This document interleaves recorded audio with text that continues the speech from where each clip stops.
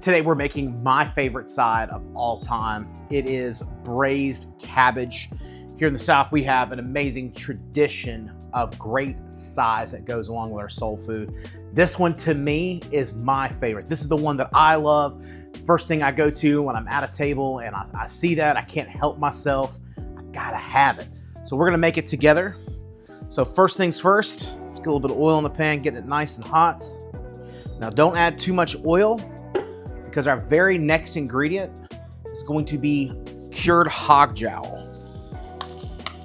Now, hog jowl is pretty common down here. It's literally quite the section that goes down the bottom jowl of the pig, and then we basically cure it just like bacon. So if you didn't have it, you could use bacon, but the flavor profile is much more intense. Pig cheeks and hog jowls is honestly two of my favorite cuts inside of a pig. I feel like I'm supposed to tell you that it's bacon, but to me, hog jowls and pig cheeks are my two favorite pieces of the pig. So we're gonna crisp this up in the pan, and while it does that, let's get a little bit more of our vegetables cut. So we need to add just a little bit of pepper in here. Most people, they come in and they hack it here into the center, and they're leaving so much waste. What we're gonna do, push that into the center, pull that out. For us, that goes to the chickens. And now I have 100% yield. So if I wanted to get super nitty gritty, I could come in here and scoop some of this stuff out. I don't have too much pith in these, thankfully. You do need a proper spoon to kind of do this. So many people try to, use a rounded metal spoon inside of a flat surface. It's just simply not going to work. Get you a nice flat spoon that helps pull everything off the bottom. In a minute, we're going to be scraping off the bottom of this for flavor anyways. So it really helps us do that. This is starting to caramelize up deliciously. Now we're going to start packing in our flavor. So first things first is we're going to add in our sausage. Now sausage is going to be a regional thing. This is Country Pleasin. It's just down the road from me. It's a Cajun andouille. There's, in our area, you've got Conecuh, there's Down Home, there's Polk's, there's lots of different sausages unique to Mississippi, lower Alabama, lower Louisiana. This is going to add a great spice flavor to our pan. Again, we're going to caramelize this in the pan as well.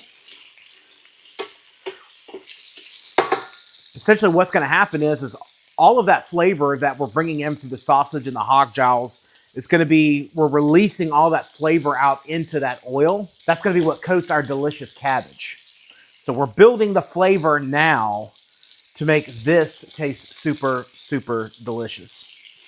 You can already start to see a color change here in the oil as that Cajun andouille is starting to release some of that spice and that flavor into the oil.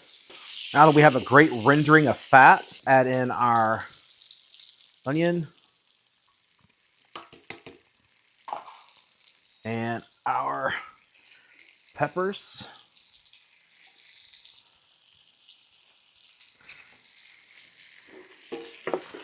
I'll start giving those a sweat. Now, as these are cooking, we are starting to release steam. In the bottom of the pan, you'll see that there's brown buildup down here in the bottom. All of that equals flavor. So we do not want to lose that. So as this is steaming, sweating off inside of that oil, I'm just coming through and scraping the bottom. In culinary terms, we call this fond. All this beautiful delicious that builds up on the bottom of the pan. The South is known for an infinite amount of pan gravies. All of those pan gravies, that's where that flavor comes from. You gotta respect the fond, man. Hey. So almost all of that fond has come off the bottom of the pan.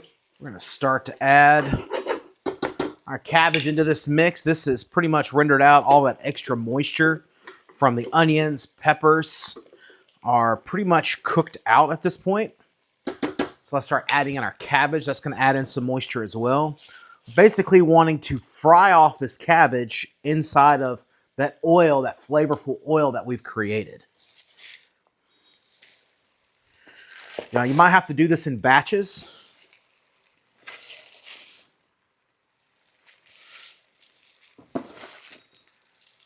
Remember that hog jowl and that sausage is going to carry over seasoning as well, so don't feel like you got to over salt at this point. We can obviously add on salt and pepper at the end. That's where it's at. Now from here, we can go ahead and start to season. A little bit of salt and pepper. If you see that you're starting to stick to the bottom and that fond is really starting to develop up again, you got a couple options. You can kind of keep an eye on it. And then when it starts to get a little too dark, you can come in, add a little bit of chicken stock or something like that to kind of help loosen that up with. Or you can just constantly keeping it stirred. I typically kind of hit it with the chicken stock, loosen that fond up again, continue to develop that flavor.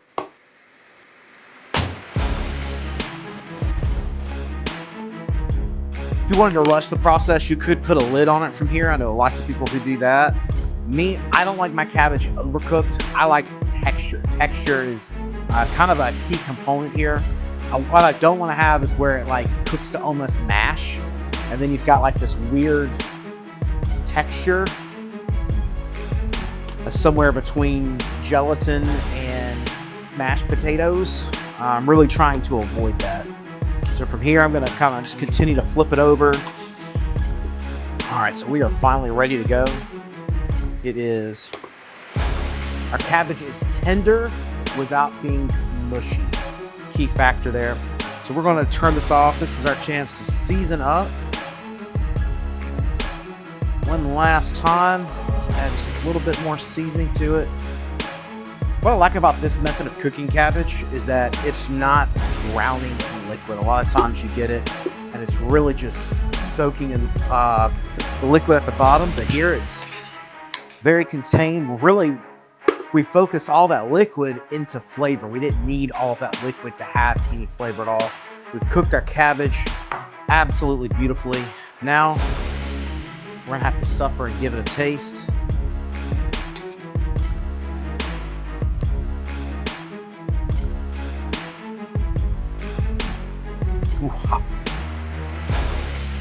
What I like about this is you've got the sweetness of the cabbage, the saltiness and smoky savoriness, the umami, if you will, from the hog jowl. Bell peppers add some sweetness. We're really hitting all of the favorite key points. All we need is missing something. And then I think what every bowl of cabbage deserves, a little squash relish to go on top. If you want to see the barbecue that this is the side for, make sure you click the link over here and you'll be able to see how we smoked some amazing, beautiful 100% Duroc pork butts right out on the pit smoker. Thank you so much for hanging out with us. This is Deep South Foodies, and we'll see you next time.